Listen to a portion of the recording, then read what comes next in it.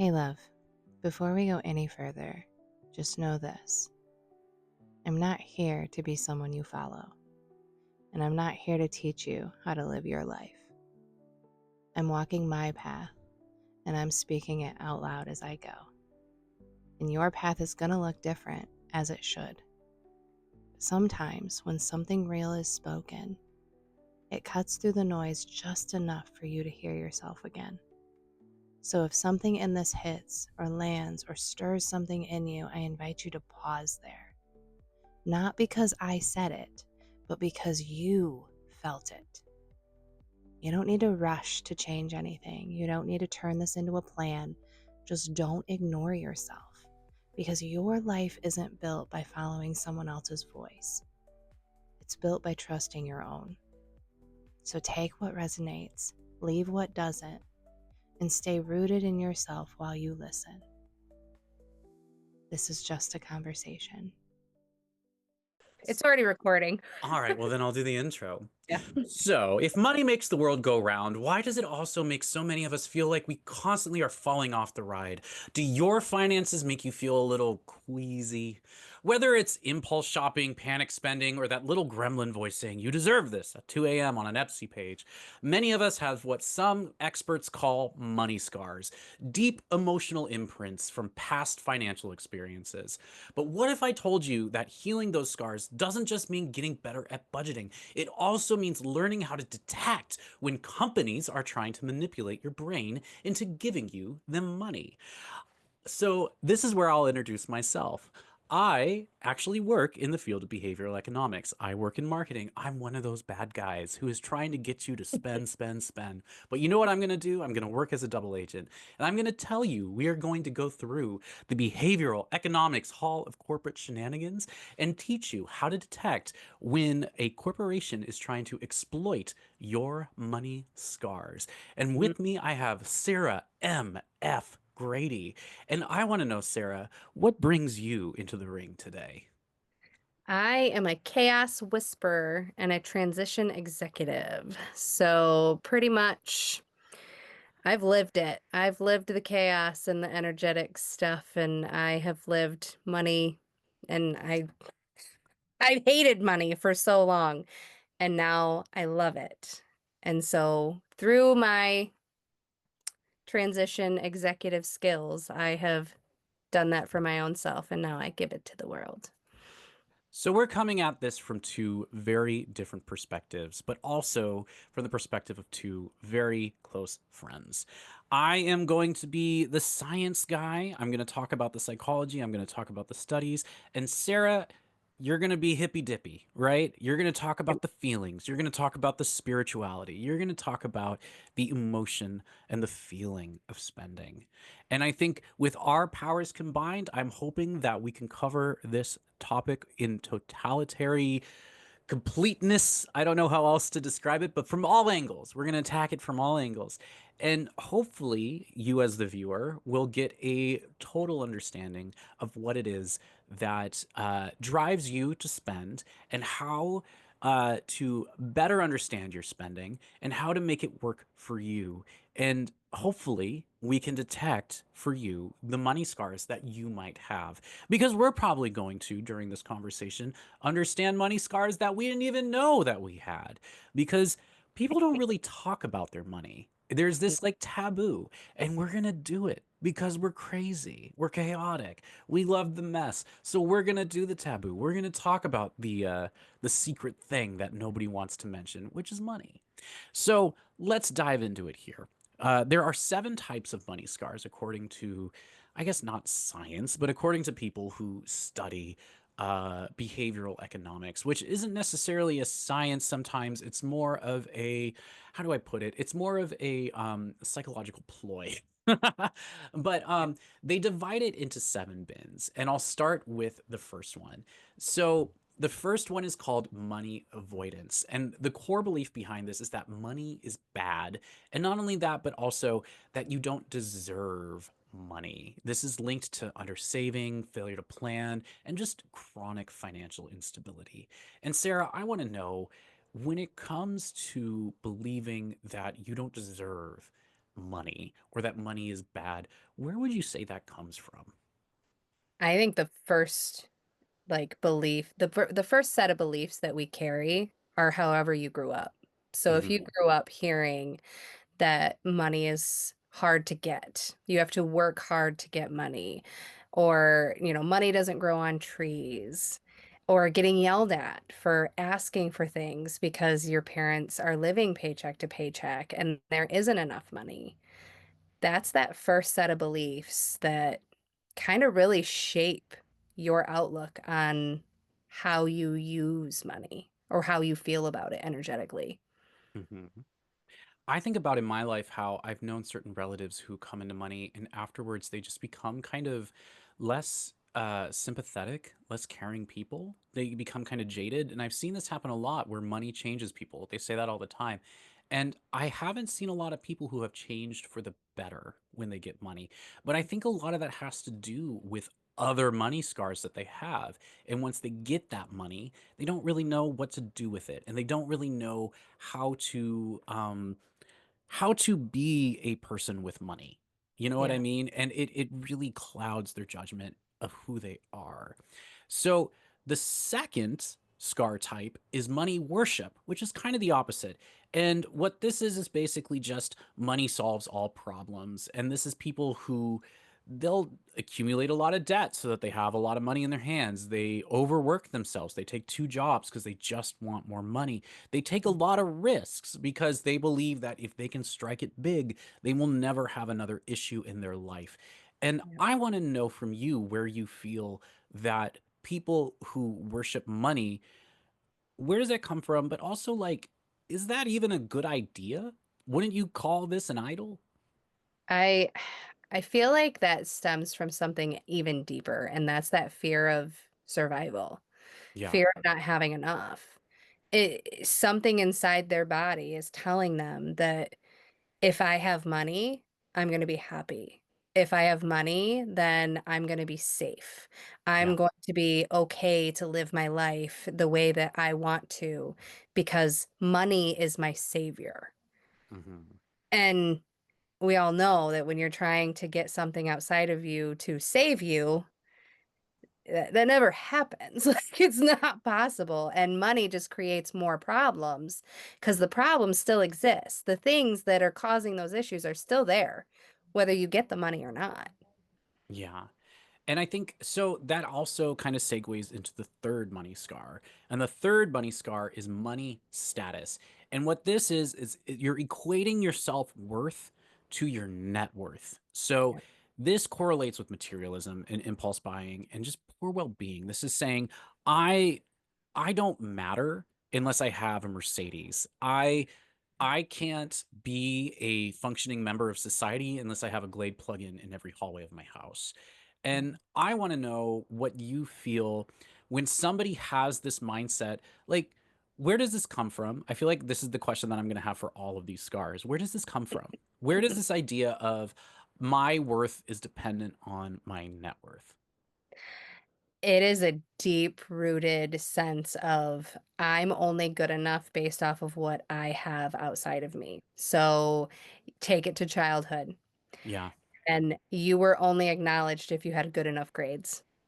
And true. if you were successful enough as a child based off of whatever your parents expected of you. It's all expectations. So Hmm. those set of expectations they've identified with that I'm only good enough to be chosen if I have this certain blueprint in my life. And if I don't have these things, then I'm not worthy of somebody to choose me. Hmm. And oh, that's so deeply rooted in so many different things. I feel like I know a lot of people who fall into this trap. I feel like this has to do with like they're in a new club now that they have a certain number in their bank account, you know, or it is kind of that idea of it's just people who feel that who they are is dependent on what they have. It's really scary because what happens when those things disappear? You Yep. know, if you don't have the Gucci bag, if you don't have the Hermes bag or whatever else it is, Yeah. who are you really after that?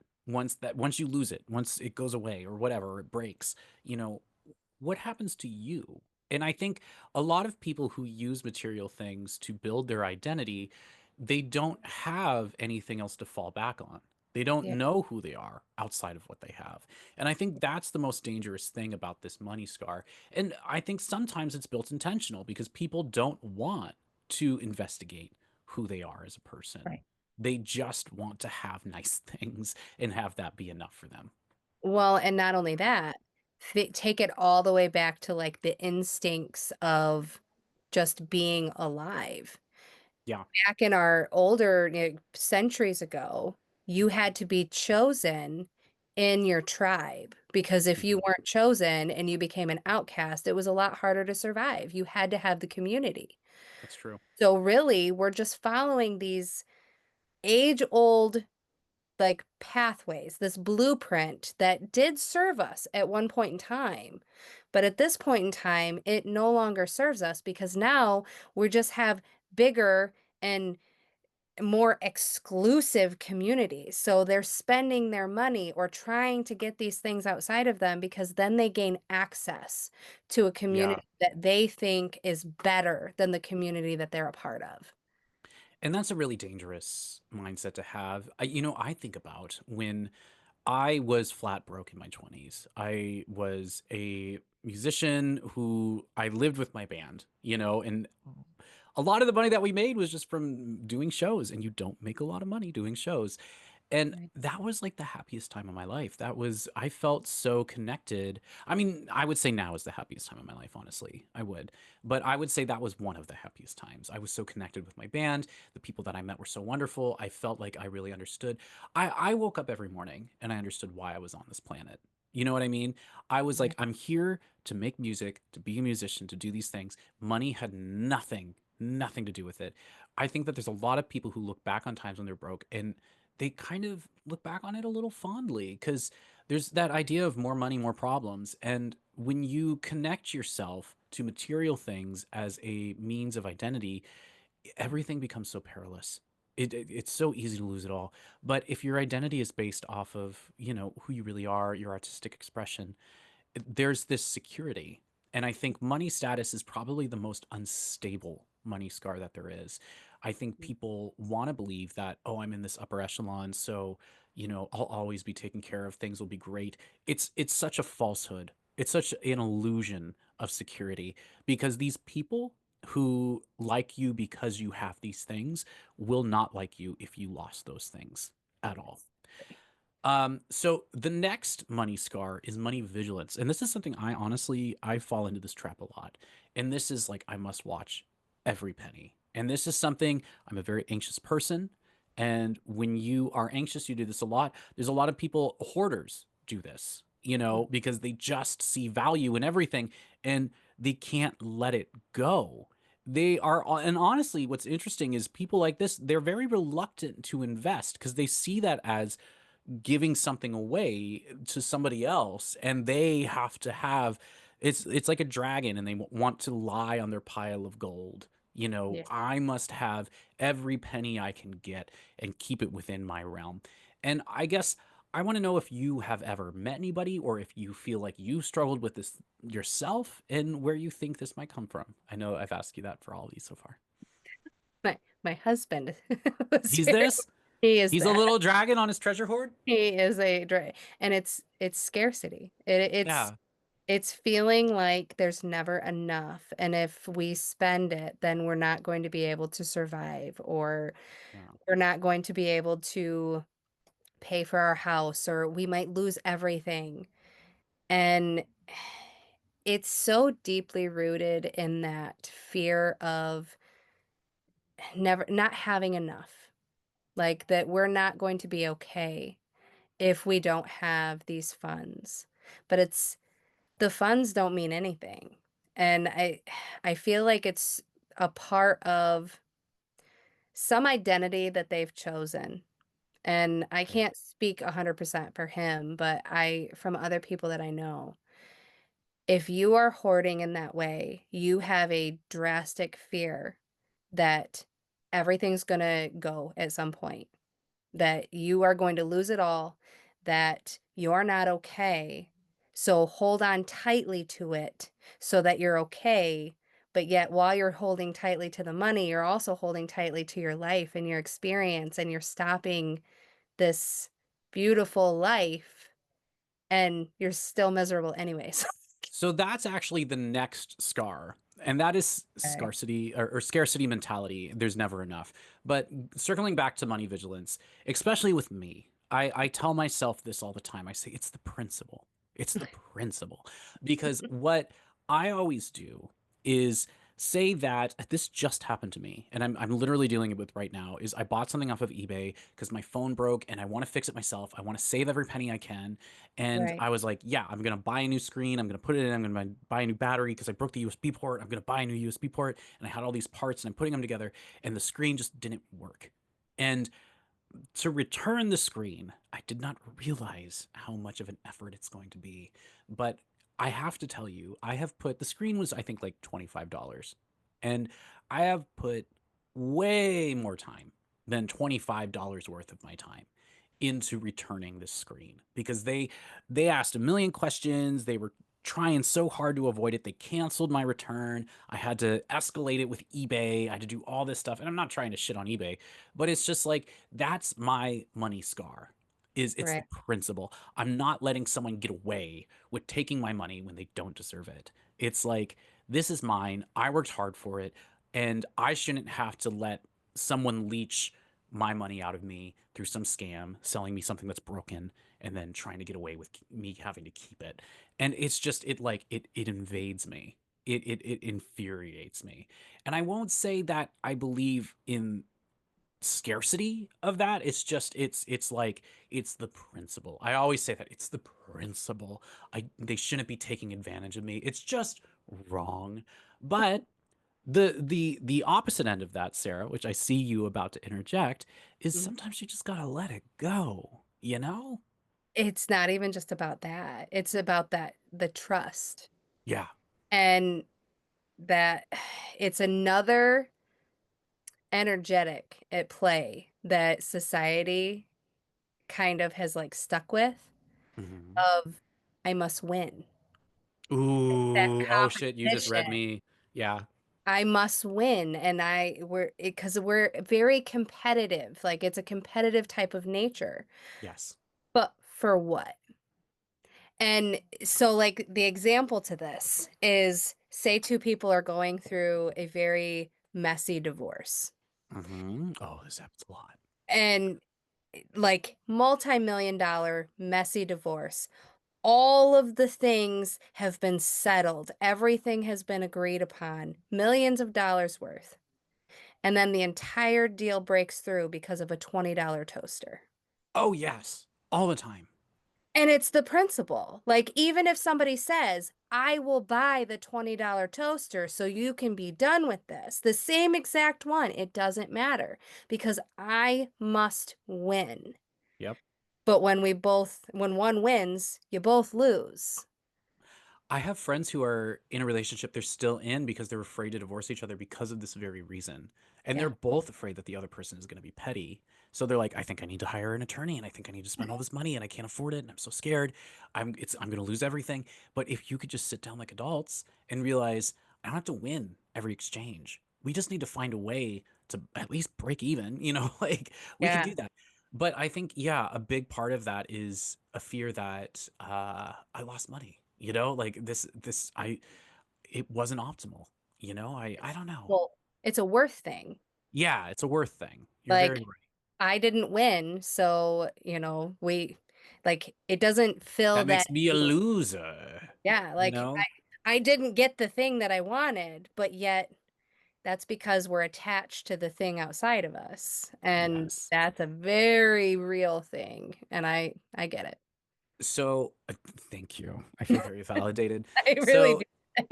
let's circle back though to the scarcity. Scarcity. Why do I want to say scarcity? It's because we're talking about money scars, but this is Right. scarcity. The Scarcity. scarcity mentality is that there's never enough, and this is a huge heightened fear of loss. This is susceptibility to scarcity marketing, and this idea is just that we feel like there's just not enough in this world. That this toaster will be the very last toaster that I'm ever able to get. So I have to hold on to it with all of my strength. That there's never going to be something beyond this. There's never going to be another thing after the thing that I have now. And I guess, have you ever experienced in this life an example of scarcity mentality? Have you ever dealt with this yourself? A little bit.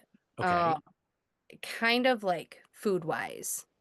Like when there's Mm, sales on food, like I have to purchase it all because what if I don't have enough money yeah. later to purchase these things? Or keeping things that I don't really need, Yeah. but I might need them someday. And what if when I need that, I don't have the money to go purchase it? And it all stemmed from like growing up, you never knew if you were going to have enough. You know where I'm being had by this right now in my life? And I What- think I don't have I usually have a bag of this on my desk that I could show you. But there are, so I'm a celiac, as you know. I Right, cannot eat gluten. It makes me sick. right. So I only eat gluten-free things. And one of the things that I really love, because I love bread. I love bread. If I ever get like a terminal cancer diagnosis, I'm just eating bread. But I love these gluten-free pretzel pieces that Snyder's makes. And they're like what are they? They're just like spicy and they're really good. I don't know what they are, but they're like in this red and white bag. And every time I see them, I have to buy like 20 of them. And because I never see them anywhere. So every time I do, I'm like, I gotta stock up because I don't know if they're ever gonna carry these again. They may discontinue them at any time. This is a real issue in Yeah. gluten-free foods, is a lot of them, it's just there's not a lot of people who buy that kind of stuff. So I feel like I have to buy it or else they're going to stop making it. So I will overconsume. I will buy 20, 30 bags knowing I could not realistically eat 30 bags in the time in which they will expire. But I got to let them know that this is a product that I want them to continue to produce. So I'm a sucker for their it's the buffalo flavor. That's what it is. It's the buffalo flavored pretzel pizzas by Snyder. And I yes, every time my eye catches that label, I go crazy. I will grab every single one I can. So that I fall victim of it. But I do really believe that someday they're going to stop making them. I'm going to cry. I'm going to be very sad. And that's the thing. It's a process. You've Yeah. seen how you like something and then all of a sudden it's not there anymore because they stopped making it. So you've already seen that pattern show up and then you're afraid like, well, I won't have this anymore. And the worst feeling is when I get on that last bag. I got to tell you, I feel so much guilt finishing that Oh, last bag because I'm like, this is the last one I'm ever going to have, ain't it? I really do believe that every time I finish the last bag of those pretzels, they're so good. But the fear overrides, the wait. sadness overrides, the pain overrides the flavor, and it makes me so sad. Let's talk about the next one before I start crying about pretzels. Um, so the next scar is the fear of success, and this is really real. If I succeed, I might lose something. I might lose people, and this leads to self-sabotage. This leads to under-earning. This leads to just avoiding opportunities. I want to know if you've ever seen this in your own life. Oh, I have. That's my recent money wound. Ooh, really now? It is. I mean, I've been on this deep dive of like Yes. loving the hell out of who I am, and I've done that deep inner work. Like Mhm. I feel like that inner energetic of being whole. I'm there. Yeah. But yet it wasn't showing up in my outer life. So I knew that there was something energetically that had to be kind of blocking that for me, but not blocking, just kind of an awareness of something I needed to heal. And it turns out that I didn't feel comfortable earning money or being successful. And Hmm. not because I didn't think I was worth it. Like I did feel the worth. That was there. Like I know I'm good enough because I'm me. Like I don't have anything to prove to anybody. Hmm. But success to me equaled money, and money equals people treating you differently. Yes. And so in my family, I would witness how money showed up. And it was never an intentional thing. Like people didn't walk around being assholes with money. That's not just not how our family rolls. But you could see these inner dynamics that I was a very intuitive kid. I watched how people behaved. And Mhm. you could see how, like, maybe one set didn't have as much money, and then another set did. And the ones that didn't have the same amount of money as the other family, then you could see this, like, resentment. But not like a mean type, not like, they're terrible people type shit. Just, "Oh, we're not good enough for them because they have money." And So and it just played out in my brain that and in my body, that if I get money, people are gonna be judging me. People are going to treat me differently. They're going to come and expect me to do all these things, and if my body says no, like, I'm somebody that if my body says something's not for me, I'm gonna listen.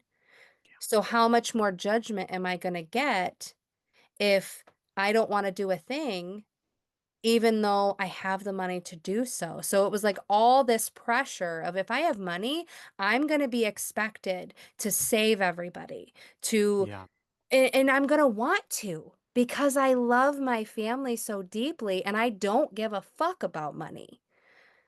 Like it seems to me, I want to know, like, how much of this do you feel is really real? Because to me, this seems like the opposite end of the coin of money status, where your worth is tied to your net worth. right, And it's like, are people going to treat me differently if I have money?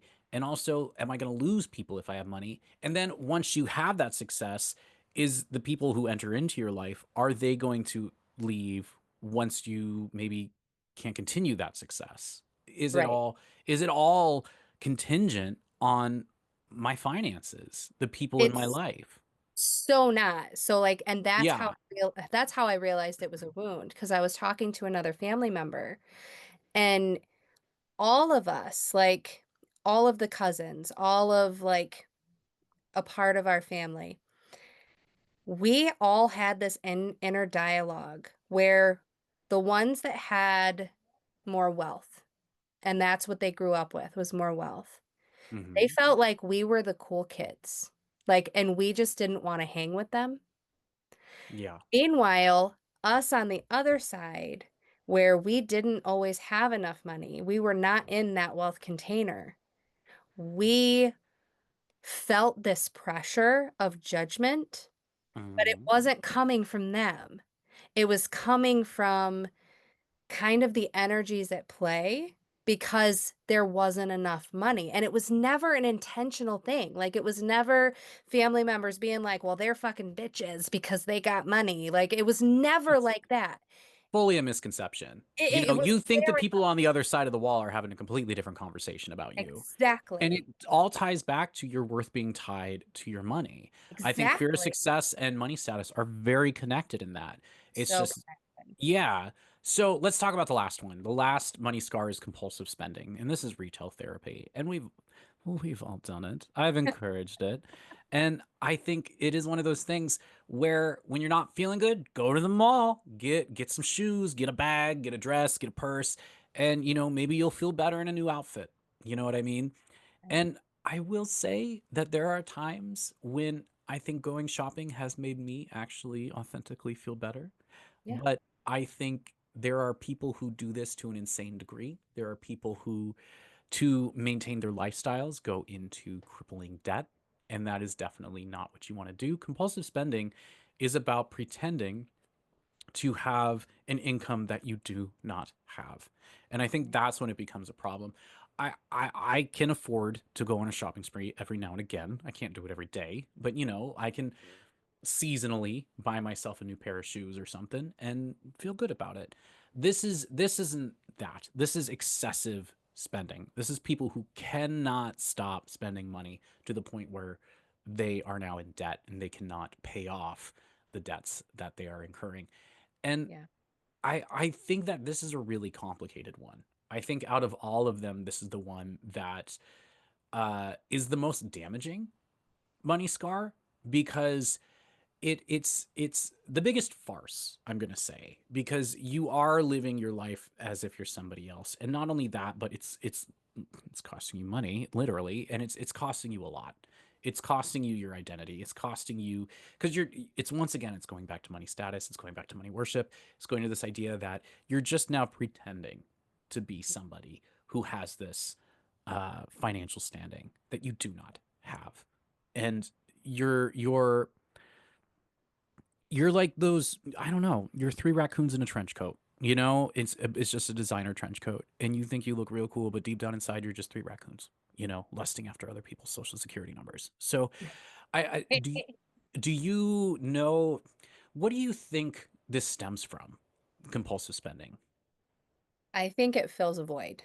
Yeah, most Like definitely. 100%. There is something within, like, either a childhood wound of never getting what you wanted, like never having enough as a kid. So Mm-hmm. then you become an adult and you're like, well, I am going to give myself all the things because I deserve these. Mm-hmm. Or even take it as deep to I don't feel good, like emotionally, and I don't want to sit in my feelings. And I feel better when I spend money. Mm-hmm. So I don't feel good right now, so I'm gonna go and spend money, and it kind of masks that that feeling that we needed to sit with, Yeah. and it becomes compulsive. It's right in there with addictions, all addictions. You know, you're trying to not feel the thing, so you're gonna do the thing that makes you feel better, whether that's numbing or making you feel good because you got a purchase, but the emotion's still there, and it's gonna come up bigger next time. So I have a few statistics that I just want to throw at you, and we can do with it as we may. But Mhm. I want to talk about how currently in America, 63% of Americans report significant financial stress, linking money wounds to anxiety disorders and depression. The Guardian did that research. And they also talk about how money scars formed by age 7 predict adult financial habits when they're 27 years old, so 20 years later. Mhm. Also, generational transmission. It turns out children internalize parents' money scars via modeling, so they do the same thing. It's inherited. Those with parents holding scarcity beliefs display lower risk tolerance and lower savings. Money dysmorphia is a real thing. Individuals with stable assets can still feel poor. And there is a lot of misperceptions linked to if you spend more time in social media, you will have usually more misconceptions about your own financial assets.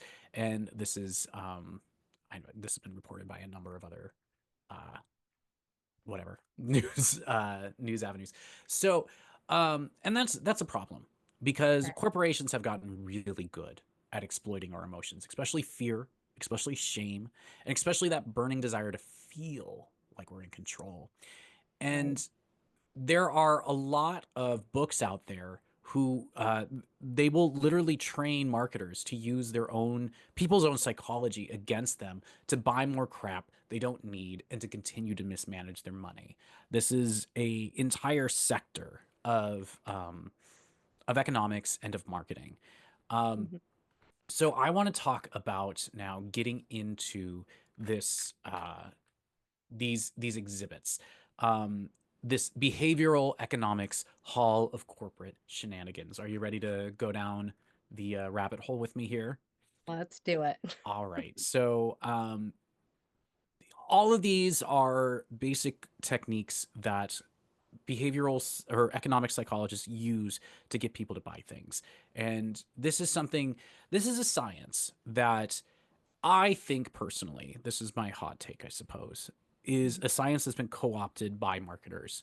As a marketer myself, I can say this very confidently. I co-opt this in my day-to-day routine. I have to. This is my job.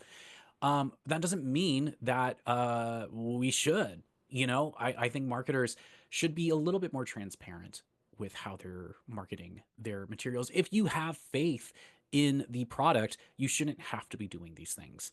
But Right. I think it's just something that the results, you know, the figures don't lie. You can sell more by exploiting people's fears and anxieties and their need to feel in control of their own finances. So this is exhibit one, and this is a big one. This is the scarcity trap. And we've all seen this where you see there's only two left in stock, final hour, and this sale will end at this time. This is a limited time offer. And this hijacks your fear of loss. If you've ever lived with financial insecurity, this can activate panic. You start thinking, if I don't buy it now, I'll miss out on forever. This is my pretzels. I need my pretzels now. They're going to disappear. But the fun fact is that scarcity might not even be real. And online, we see this all the time. A lot of these messages are generated by algorithms, not actual inventory numbers. And it is common for a company to decide to limit their production to increase demand for the sake of profit. So they're actually creating scarcity on purpose when it actually exists. We see this all the time with designer handbags, with watches, with fashion lines just in general. Um, Rolex has done this. They've limited their production intentionally. But I want to think of other examples of this. Sarah, can you think of a time in which maybe like you've been suckered by this scarcity trap? Recently, well, not recently, but on the growth journey, Mm-hmm. knowing that I wanted whatever transformation a certain coach or guru or whatever had. And if I Mm-hmm. didn't do the thing, if I didn't have the money to buy the course, I wasn't going to get this transformation. Mm-hmm. I would feel that in my body. Like I would try to come up with the money, even if my body's telling me like this is not the thing that I need. Yeah. I would want it because I wanted to grow. I wanted to have this transformation, and they're telling me this is the only way to get it. And it was a blessing to not have the money in a lot of ways because then it healed that within Yeah. myself to realize like they're playing me. Like they're doing this on purpose, but not because they're terrible humans. They're just following No. basic sales, Yeah. which is how we sell in the world right now. Yes. And I don't have to take every course. Sometimes it's just the free thing I needed, and I don't need to buy the course. I only buy what I need, what my body tells me is for me. You And so know, it's very deep.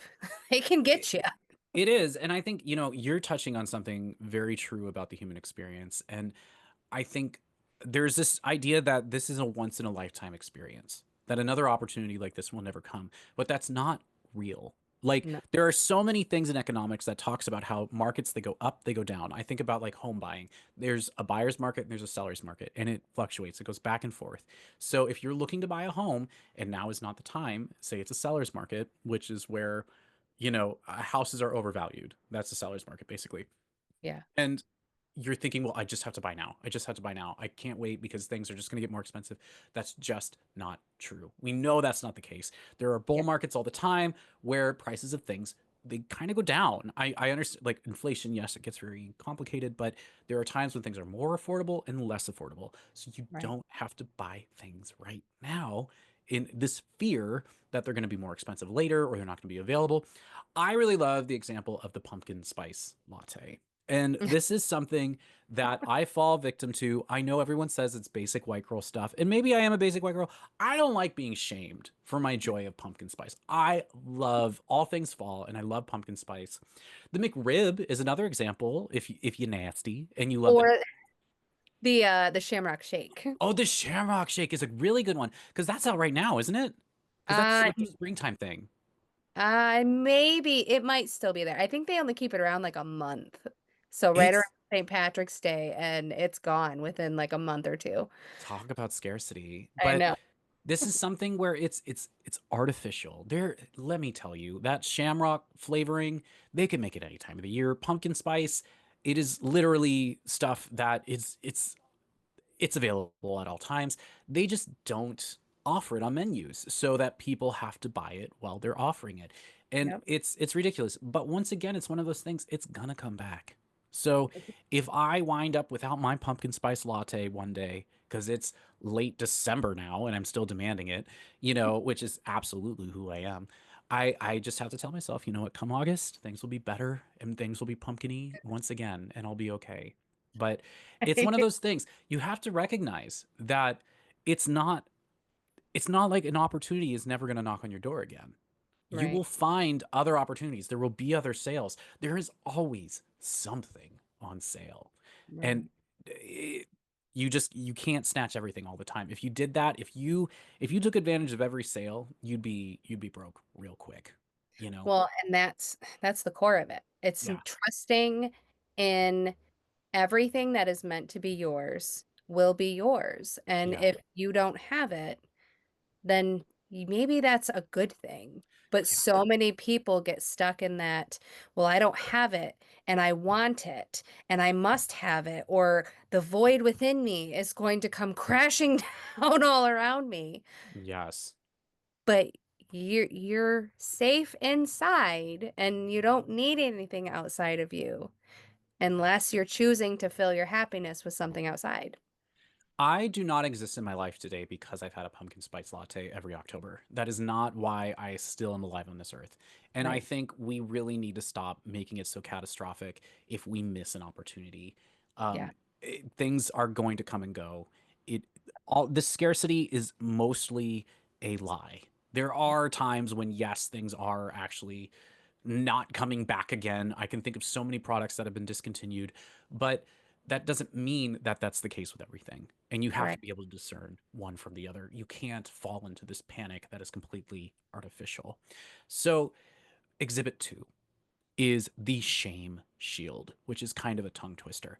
And companies love this one. And this is this whole idea of like, are you still renting? Really? Or don't you just want to get your finances together? Or like, be a man, buy a truck. Come on, And they just poke at your insecurities and then they offer their product as a fix. And it's this emotional blackmail with a Ford logo on it. And it's ridiculous. I want to know if you've experienced this yourself or, Yeah. yeah, tell me about it. That in the coaching culture, if Mm, you don't buy this and find the money, then you don't care about yourself enough. You don't love yourself enough to find the money because you pay for what your worth is. And if you won't pay this price, then you don't think you're worth it. And like, I get it. It's all tied in with mindset, right? Like, yeah, there are some very real wounds of like if we pay money for our transformation, we do care about our self-growth and we do yeah. care about learning something for ourselves. However, talking to people that are already living in a scarcity mindset and they're already in the trenches of not feeling worthy enough and then shaming them. I've seen people go and spend their house payments on courses instead. And because they weren't actually ready for that transformation, they end up screwed in the long run, which I believe everything has a divine purpose. So, like, they were meant to go through that lesson. But I don't ever want to be that person. I do not want to be the person that gains my funds by saying, well, you don't care about yourself enough if you Yeah. spend XYZ right now, even though realistically, that is not what you should do right now. I think about all these people who are invested in pyramid schemes and they go into deep, deep debt to sell orange juice or whatever it is that they're trying to Right. sell. Yeah. And I think it's so sad and it's shame. It's shame because it's like, well, they don't want people to know that, like, oh, I'm not selling this product that I'm supposed to be selling in this pyramid scheme. Oh, I'm not doing this. I'm messing it up. Like, there are so many people that will go into debt just to like take some program or be part of something or to get something and then go into even further debt because they're ashamed to admit that it's not working the way they thought it would. Right. It's such an easy way to dupe people. And Yeah. I think about not only that, but there are so many other famous subtle ways to shame people. I think about halitosis is a term that was invented by Listerine. Did you know that? Mm-mm. Halitosis didn't exist. It was a term that they started in an ad campaign and telling people like your breath could stink and you don't even know it. Now, I will say some people just have chronic bad breath, but halitosis did not exist until they made it up. I think about Lysol. They actually were the ones who invented douches, and back in like the 20s and the 50s, let me tell you, they ran wildly manipulative ads suggesting women could lose their husbands if they didn't keep themselves clean down there. And just as a side note, excessive douching is not good for your body. Like I am not a haver of a vagina. Sarah, you could probably say way more about this. I can right now. Oh, So do it. Do it. Get real, girl. Get real. there was shame in my family and my like community friends because if you didn't use douches or if you like didn't I don't know, I You mentioned don't need to use a douche. Nobody, no. you don't need to use a douche, people. Just by the Here's way. the other thing. So Okay. I learned when I was probably in my 20s, I kept having infections. I kept getting like urinary tract infections. Yeah, because, okay. Go And on. I didn't realize it was because of the soap I was using. And so I finally did some research and I was like, you're not supposed to use soap. Up Like you there. are supposed like and like not in there. Yeah, because they framed it as normal feminine anatomy is unclean and needs to be washed. But Right. the They're vagina self-cleaning. balances, it's self-cleaning and it balances its own pH. And when you shove stuff up there and squirt up all these cleansing products, it throws off the pH balance and it gives you a UTI. But not you're not even supposed to clean like the outside with soap. Yeah. Now, I'm not meaning like the hair necessarily. No, There are people that will say that, but like you do not clean anything right there with soap. And when I started using just water, like regular water, making sure you were all good, that's when my body was like, okay, we're good now. yeah. And I felt so much shame around it. And then when I shared it with my community, they were like, they shamed me even more. Like, that is gross. How can you even do that? I'm like, well, my body's telling me it's right. Here's the science behind it. And just because that's not what you like or understand doesn't mean I'm wrong. And I bet you that is a room full of people with UTIs because their Maybe. solution is if my vagina's feeling funky, I got to douche even more, which makes Right. the problem even worse and worse and worse. Yes. It Your happens pH is all fucked up. all the time. I think about this is one that's still happening now, the napkin test. Colgate came up with this. Do you know the napkin test? That Oh, for they teeth. for Yeah. teeth, you have to hold your teeth up to a napkin, and if they're not the same color as the napkin, you have yellow teeth.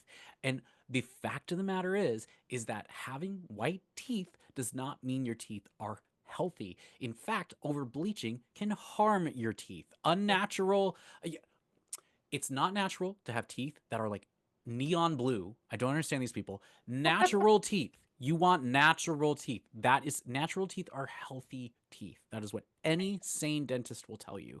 So it's wild that these marketers come in and they say, you have to do this and that and this. You have to keep this super clean. You have to keep this super bleached and white and crazy. It's the shame shield. And it just makes people feel so bad. And it's this cycle because it's like you don't want to admit that it's not even working. You know what I mean? You have to be like, oh, I douched today and now I'm just, feeling so clean and free. And it's not even true. You're like, this itches. You know what I mean? It's It ridiculous. hurts. It fucking hurts. I'm sure it does. It looks. Why would you do that? Stop it. So douching, I mean, like, there are times in which you do need to douche, but that's not a regular maintenance kind of thing. That is yeah, that is a special situation where a doctor will advise you to douche. Right. Moving on. I would have thought we Who would have thought we would have gone down that one? But exhibit 3 is the price perception illusion, and this one's a little funky. If you've ever said, well, it must be good because it's expensive, you've Mhm. fallen for this one. Studies show that we actually experience things as better when we think they cost more, even if they don't. So companies crank up the price to signal a premium, even if their product is identical to the next one. It's like paying $9 for a bottle of artisanal water. Right. Or it's like a better one is wine. They do this with wine all the time. And they've done these studies where people think the wine tastes better after being told that it costs more when it's the same wine that they just had in another bottle that they said was $2. And they say, oh, well, the $90 bottle, that's the delicious wine. So I want to know if you've ever experienced this yourself, if you've realized that this price premium is not worth it. Like, have you ever bought something fancy and then you get the generic one and you're like, it's exactly the same? No, because I think I've always been one of those people that I go based off of if I like it or not. Okay. So, and we lived off generic. Oh, So same. I grew up on generic. I And don't fall for this one. I yeah, just don't. there were certain things that I could do generic. And then there were certain ones that I was like, no, I have to have name brand for like peanut butter. I'm a Jiffy girl. Like I must have I my don't Jiffy. like Jiffy. I like Skippy. Yeah, see, I have to have Jif. I have to have Anything else Skippy. doesn't feel the same, even though I know realistically that the great value from Walmart is like pretty much the same, but there's a texture difference. The Great Value all natural that comes in like with the green lid, that's actually the bomb. I do really like that one. But the rest of Okay. their stuff I don't like. Yeah. But So yeah. I've always been a which one do I like better? And I'm always going to go for the cheaper one first. And if I don't Yeah. like it, then okay, maybe I will go name brand just because I I think like it. that's a poor people thing, and I'm not trying to like talk shit or whatever, but I do think that this is something that like like upper middle class and upper class people fall for more, because I Right. think like people like you and I, it's just we don't care. We don't care if it's expensive and fancy. I I I want the really cheapest. I Thank do you. too. And maybe, you know what, and maybe it is like I do perceive that something more expensive is better, but I don't care. I don't Yeah. care if it's better because it's overpriced. And Yeah. that just doesn't hook me. But I think that if people are looking for something quality, I think that there are certain people that are like, well, I want my shoes to last a lifetime. So they get Doc Martens or whatever. You know, they're looking for quality. They're looking for something that'll last. I think that there is truth and untruth in that sometimes, because Yeah. you really do have to know how to navigate that. And for me, it really is, I just want the cheap thing. I don't really care, you Yeah. know. But I will say I've been very surprised by like well-made, expensive items that I get secondhand or whatever. I'm still so thrifty. Like I grew up super poor, and still to this day, I act like I have no money when I do. And I think that's why this one doesn't hit me very hard. But Probably because I'm right around the same thing. Like if I see a shirt and it's $60 for a shirt, I'm not buying that. Yeah. I'm not buying that. It It could like be like the coolest shirt I've ever seen. I'm not buying it. it just doesn't feel right to me. It feels No. like that's ridiculous. I don't need to spend $60 on a shirt. I think for us, it's almost the opposite though, because what I will say is this is the opposite of the price perception illusion though, Yeah, is so say that there's a shirt that I only kind of like, but it's $7. I'm buying that shirt. You know what I mean? Like it's cheap. It gets the job done. right. I'll take it. Even if it's absolute garbage, and even if that shirt was say like $15, I wouldn't want it. I always say like I would $5 buy that. I wouldn't $10 buy that. I always say that, but I think that's the trick is that Yeah, like it could be something that costs $2, and if it's priced at 7 I'll buy it, but if it's priced at 10 I won't. yeah. So, And I it's don't all know. a value thing. Like, Yeah. because I'm the same way with shoes. Yeah. I don't like spending a lot for shoes, but if I know the value's there, I'm willing to spend it if I know that it's going to last me. So like I love Hey Dudes. Hey dudes, what are hey dudes? Oh, they're the best shoe I've ever found in my life. They're Okay. hold on, I'm gonna get it.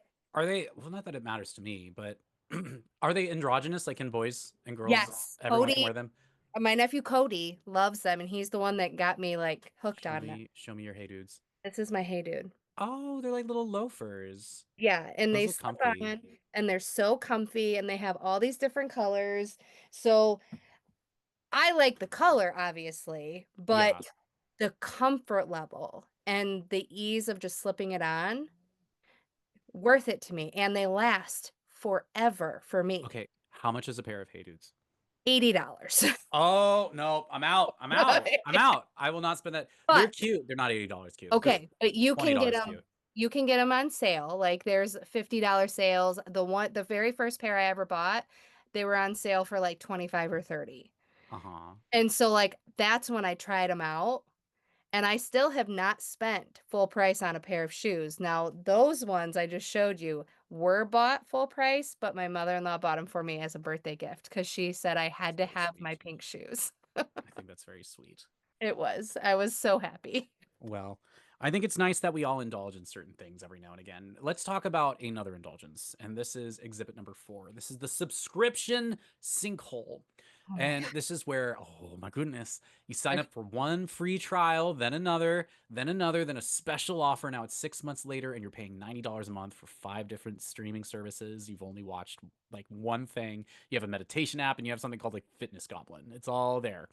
And this is decision fatigue actually, because at this point you're too tired or overwhelmed or distracted to go through and just cancel all the subscriptions. Gyms are actually really notorious for this. It's really easy to subscribe, it's really hard to unsubscribe, and it's also really easy to just overlook a what, 15, 20, $30 a month fee. You know, we don't think about how that really adds up throughout a lifetime mhm. because we're only seeing small little chunks at a time. But Right. this is a really good trick that marketers use because they're making bank off of a lot of people for selling them a product that they're not even using. There's so Right. many people who get a gym subscription. There's so many people who are they have a subscription to a gym and they only go what, maybe once every other month. Tons of Mhm. people like that, and those are the people that the gyms are making money off of, not the people who go all the time like me because I'm a weirdo. But I want to know if you currently right now have a subscription to something that you don't even use. No, I don't think so. You don't think so? That's No. surprising because even I do, and I'm really frugal. Well, because we know where all of our finances are going, Uh-huh. like, at all times. Okay. So, we are very aware of what subscriptions we do have, except Mhm. for, like, the iPhone one for, like, storage, because you need Oh, 50. iCloud. Yeah, for the iCloud. So, like, it's 99 cents every month, but we know that it's coming, and we do use the storage. We have to have that in order to use our phones the way that we want to. So, it's something we're choosing to pay, but it's a dollar. Okay. I But mean, that's all not of our bad, other but ones, we did away with. So, Netflix we had, and the girls used mhm. it-ish, but then I started watching a little more intently and was like, "No, they're not using it enough. They're using Disney and YouTube." So, I canceled that one. But we have Prime because we use it for Amazon, Yeah. and then Amazon Prime, like the Prime TV, and then we pay for Hulu and Disney, but they're a package deal, so we get it super cheap because I That's what did we a have sale. too. Yeah, I got my Hulu with Spotify. Spotify. I Oh, have Spotify, Spotify. yeah, Yeah, and that's worth every penny to me. Just because, 100. yeah, I'm always listening to music on there or podcasts or whatever. Yep. You probably listen to this on Spotify right now, but no, you know what? Oh shit, I forgot what I was gonna say. Oh, Amazon Prime. I gotta tell you, Sarah, Mhm. I canceled my Amazon Prime subscription, and it was one of the best things I ever did in my life because I Yeah, did not realize how much crap I was buying that I didn't need all the time. Because what happens is if you don't have Amazon Prime, you can still buy stuff on Amazon, but you right, have to buy $35 or more. And what I've realized, or else you have to pay extra in shipping. right, So what I've realized is it's like, well, okay, I'll just bundle some stuff together or whatever. But then I'm like, well, I want this one thing, but I don't want these two other things that would make me spend $35. And it allows me to pause. And then I think, "Ah, well, I don't really need this thing. I'll wait until I have a number of things that I actually need that all equate to $35. And by then I've forgotten about the first thing I wanted, you know? right, So, and also just Jeff Bezos is evil, blah, blah, blah, all that. Amazon's awful. But it's just money that I didn't realize it was money that I didn't need to spend. It was money that ultimately, like the amount that I bought, I probably was breaking even about with the money I was saving on shipping and whatever else. And I didn't use their streaming service very much. It just right. wasn't as good as the other guys. So, Yeah, but I would give Spotify my firstborn. I honestly like yeah. they're amazing and I do love Spotify. I love Best that time subscription. ever, and we pay for the family plan, so we have That's 5 good. subscriptions, and I will never do away with it. It's my Yeah. lifeline. I everything I do revolves around music, and it's my soul, so If I went to the gym and I didn't have Spotify, I would go home. I'm not even right. kidding. Like if I can't get my Spotify working when I'm at the gym, I don't want to work out. Yep. So I have my playlist. I literally, depending on what kind of workout I have my playlist and I will play that playlist. And if it won't load, I get mad and I'll be like, I guess I'm doing meditation today instead of, stretching or whatever. I don't know. But yeah, there are some subscriptions that I think are a must, and then there's like Amazon, which I realize like that was the one I thought I would absolutely like. I thought it was a must, but when I got rid of it, I was like, oh my god, my life is so much better. Like it, the way I spend my money has changed so much since then, and I've saved a lot of money. The things I buy are better, and it's just because Amazon exists in this like weird little middle ground between like Temu, which is like absolute garbage, and then Right. like real stores, where it's stuff where it's like you can touch it and feel it and you know if it's garbage or not before you buy it. Amazon, Right. you're always kind of going off of like some vibe. You're not quite sure what you're going to get. The Yeah. pictures, you don't know. You don't know what's real. Um Right. anyways, that's a rant. I apologize. No, Or I don't apologize. don't I apologize. don't apologize. Oh, I'm working on it. I'm a work in progress. Um, the next exhibit is Exhibit 5, and I believe this is our last exhibit. So this is the "You Deserve This" lie.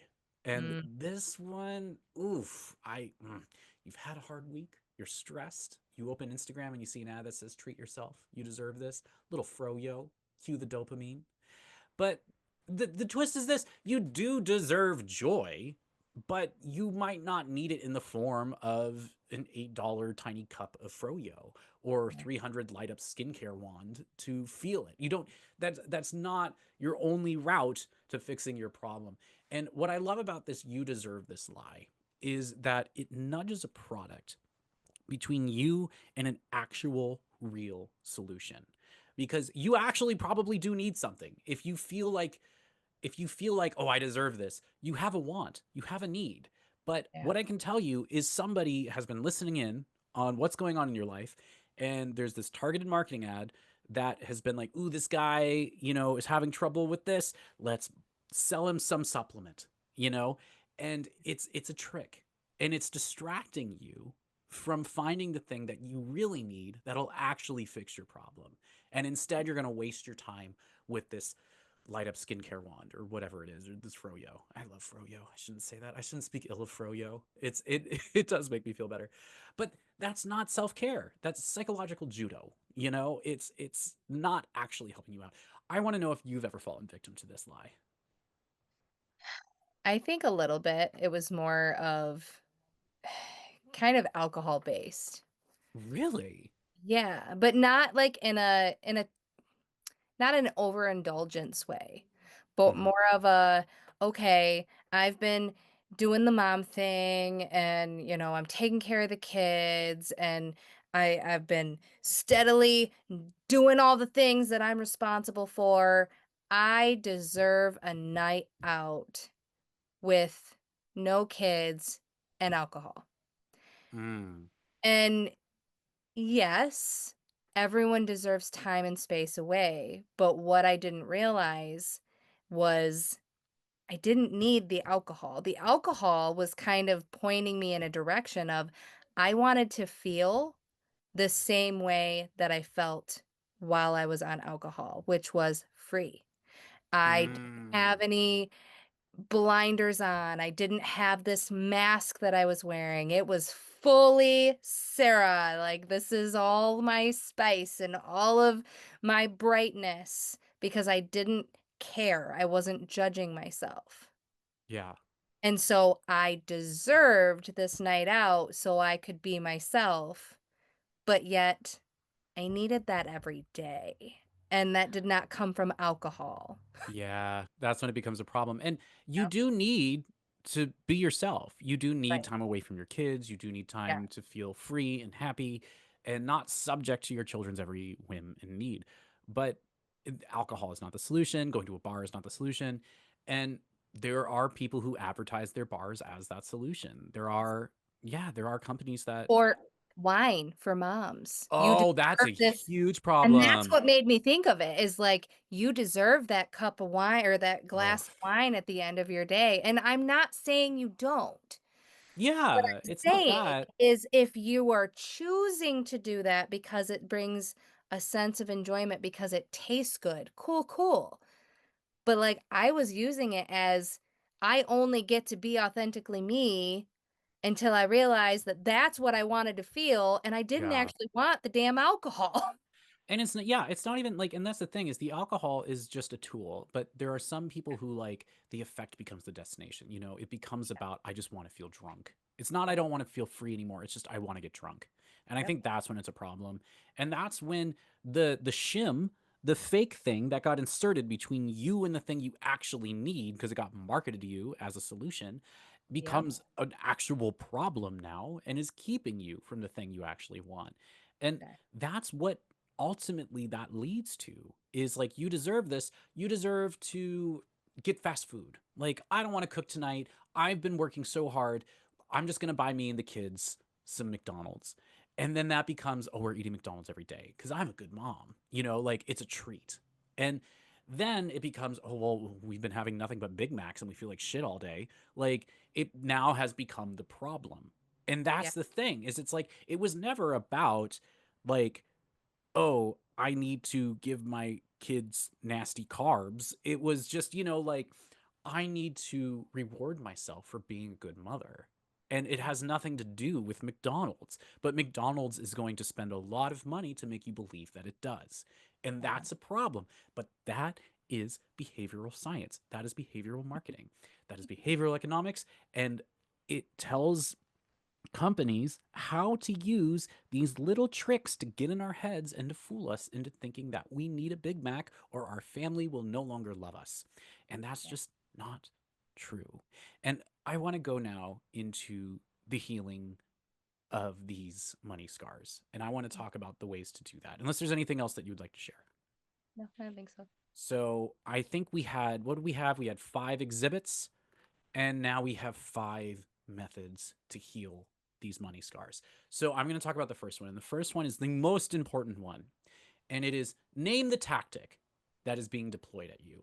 The moment you say, oh, that's the scarcity trap, or the scarcity, I keep saying that. I love that. The moment you say, oh, that's the scarcity trap, you take away its power. Labeling the tactic engages your brain to stop its effects. And now the game becomes about something entirely different. It quiets that emotional panic and it makes you realize that you're being had and it reframes everything that's happening around you. So name that tactic and keep an eye out for that. Science backs this. So, number 2 is build a money pause. And we touched on this. So, before any non essential purchase, create a rule. Wait 24 hours or even just 20 minutes. It doesn't matter, but allow yourself to wait. And almost every time that impulse to buy is going to fade. You just need to give your nervous system time to chill. That's all.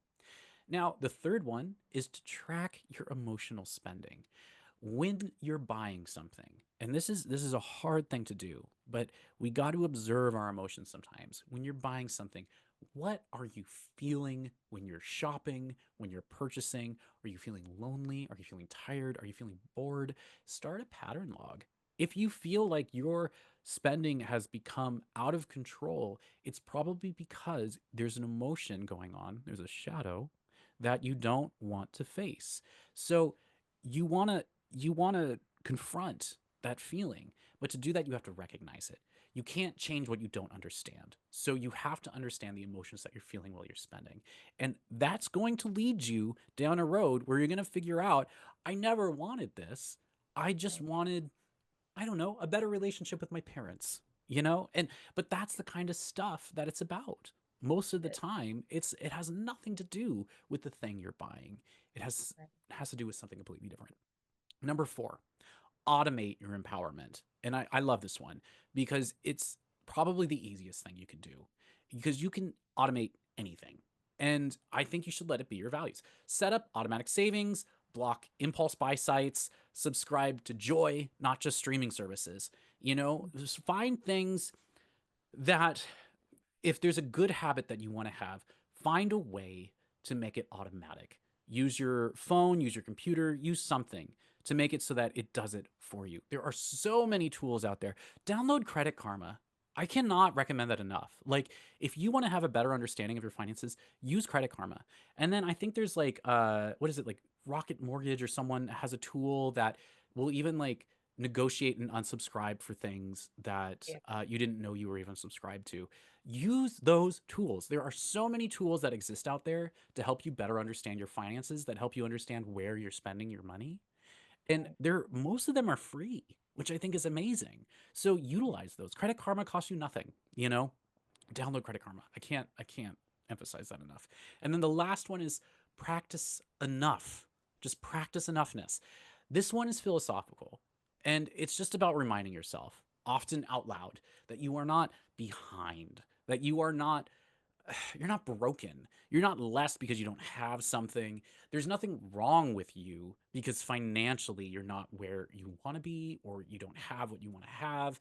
There are all sorts of scars out there that exist financially. And it doesn't make you a bad person because you think sometimes money is bad. It doesn't make you a bad person because you think money might solve your problems. It's just one of those things you have to recognize. And I Right. think that's really important. You have to meditate on that and you have to practice that you are enough even if you have broken conceptions of your finances. You have to understand that it's okay. Right. What would you like to say about all that? I know I just covered a ton. So what's coming up loud Yeah. is it touches almost on the scarcity and the enoughness. Mhm. So if you find yourself getting upset easily over spilled milk Mhm. or things getting broken in your house, or recently I had to do some acknowledgement for my older kiddos because he brought up my older kid brought up this event that happened back when he was right around 7, I think. It was about a year after Andrew and I got married. And him and my other kiddo were playing on the couch, and I had already told them to stop jumping on the couch. And they didn't listen because they're kids. Yes. And they broke my picture frame that housed mine and Andrew's wedding photo. Oh no. And I really liked that picture frame, but it was literally a dollar picture frame.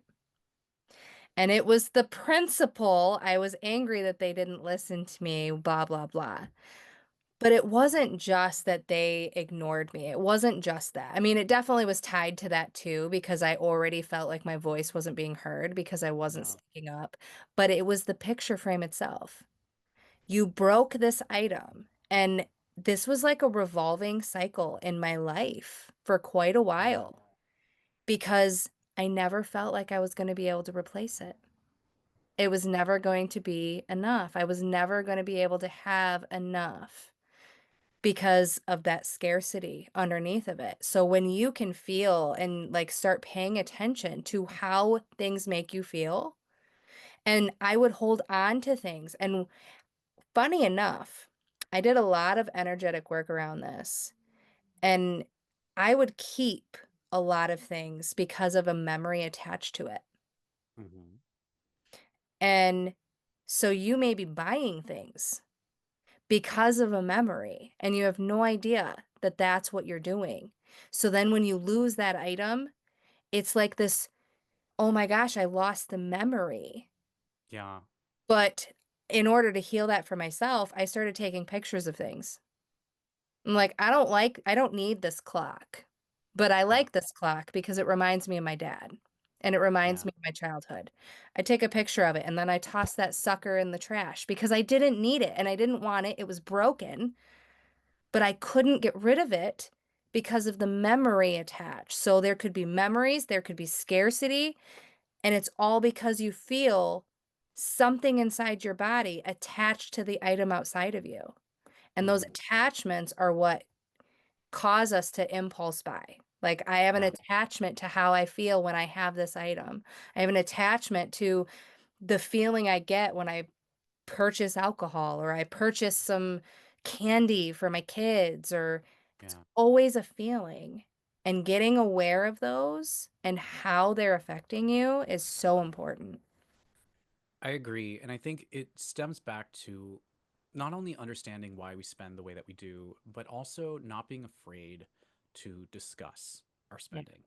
I think that's something, you were able to analyze and really dissect what was going on with that moment in your life and how it tied to your finances. And I think that's something, there's a lot of very bad people in this world, or at least people who do not have your best interest in mind. um, they are deeply invested in keeping us from talking about our money. I think about how in this country it is legal to discuss with your coworkers what your wages are, and every time that conversation happens, it will benefit either you or the person you're discussing that with. I highly recommend discussing wages with your coworkers because you're going to find out some really crazy things, and it might result in you making more money or someone else making more money who deserves to. Yeah. So we live in a culture where there's a lot of fear and shame connected to finances. We don't want to talk about it because we don't want people to think that we are conceited or that we are, we think we're better than somebody because we have a 401k or whatever it may be. There's Right. so much fear and Or want uncomfort. something from me. Yeah, like, oh, if they know that I got $20, they're going to want my $20. And Right. we're not monkeys with bananas anymore. We are not these, like, we are not cavemen where Right. someone's going to bonk us on the head with a club because we have, a apple that they want. That's not how people exist anymore. The way that you handle your money and the your finances that you have can also be a means of, how can I put this? Talking with the people that you care about finances is a way to ensure all of you are doing a good job taking care of your finances. You have something to learn from them, they have something to learn from you. It is not a one way conversation. Even if you know that other person has way more money than you, there is still something they can learn about their finances from you. And it is not a one way conversation. It is not a unbalanced thing. It benefits everyone to have these conversations. So understand your money. Do not be afraid to talk about it. I keep saying this, and I will say this a million times. Download Credit Karma. If you want to understand your money, if you want to see where you're at, that's the best way to do it. See your budget, see your balances, see where your money's going. See what your credit score is. Do you know your credit score? If you don't know your credit score, you need to. That's super important in our world today, which sucks. It sucks that our credit score is so important, but it is.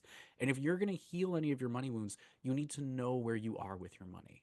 Because a lot of these money wounds are about avoiding that, are about pretending we're somewhere else that we're not, is about not thinking about it. I don't want to think about it. And we have to think about our money. It sucks that we do, but that's the world we live in.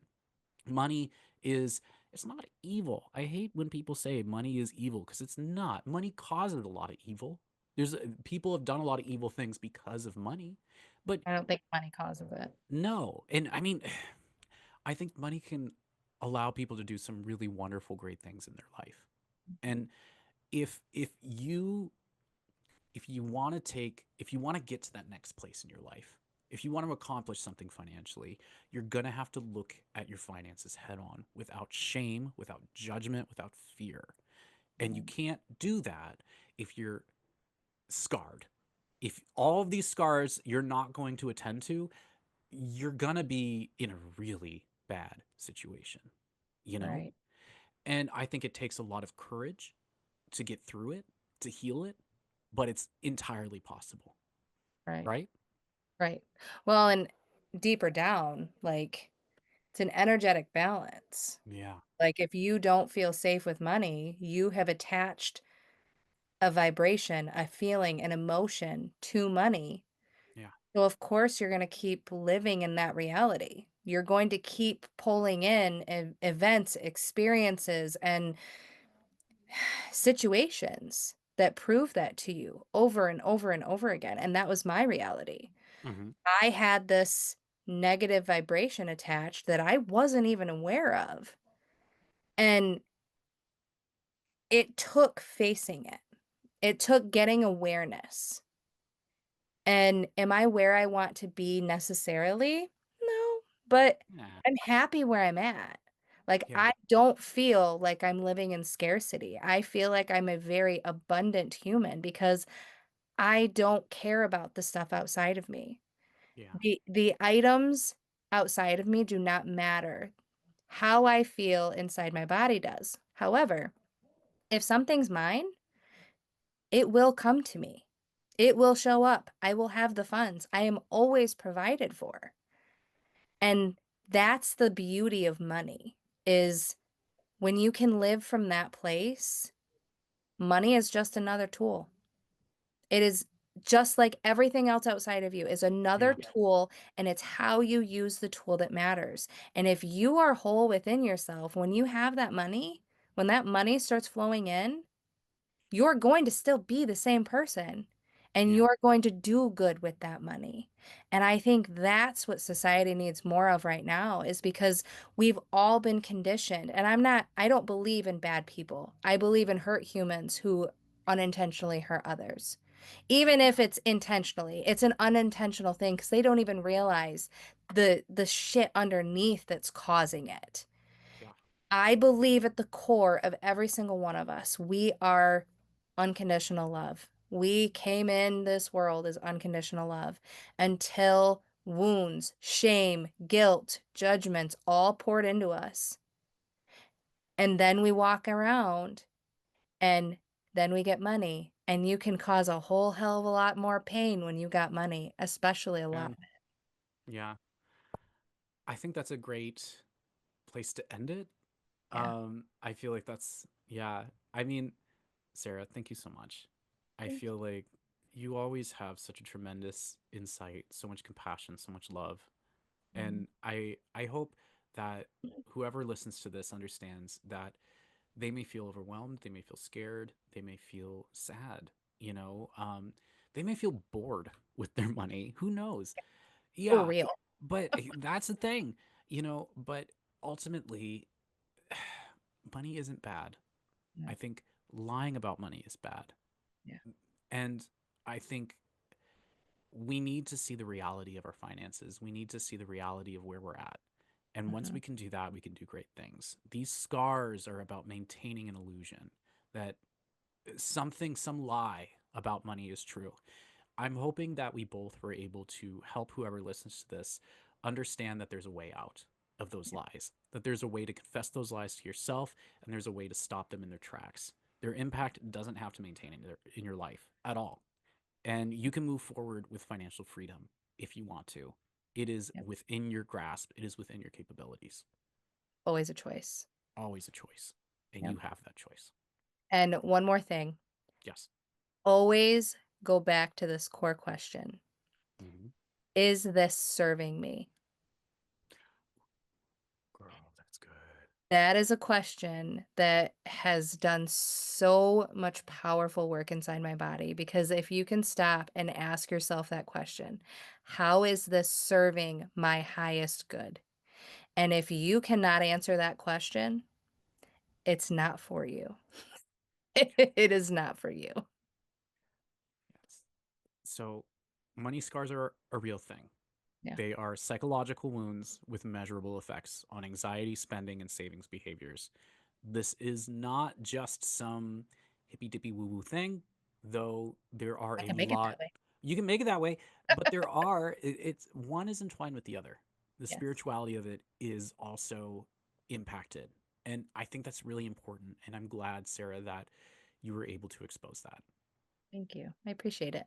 Thank you for always holding such beautiful space with me. Every space with you is beautiful. Oh, So, right back at you. aw, love you. I love you. All right, let's end this motherfucker. If something in this stayed with you, if it shifted something or made you see your life a little clearer, hold on to that. Not tightly or forcefully, just enough to acknowledge that something in you responded. You don't need to prove anything from here. You don't need to rush into any change. Just stay connected to what you felt, because that's how your path unfolds. Not by following someone else's way, but by recognizing your own way, moment by moment. I'm walking mine, you're walking yours, and sometimes our paths meet here. So take what's yours and let the rest fall away. Come back to yourself. Everything rearranges from there.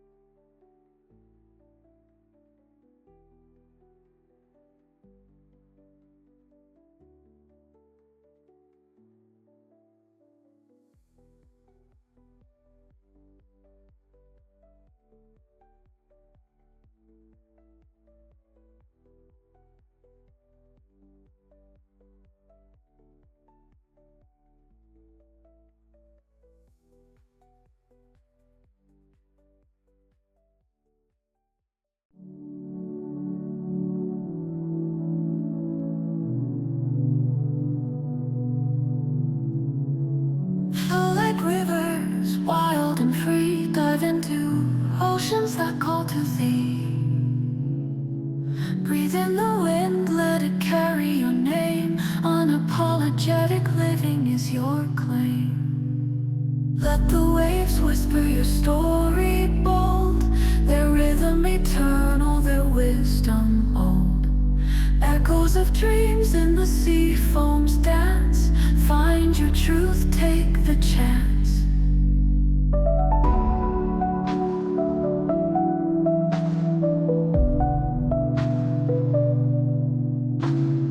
The tide is rising, beckoning your soul. Crash through the doubts, make yourself whole. The world is vast and the water's deep, where courage wakes and fear's asleep. In every droplet you're alive.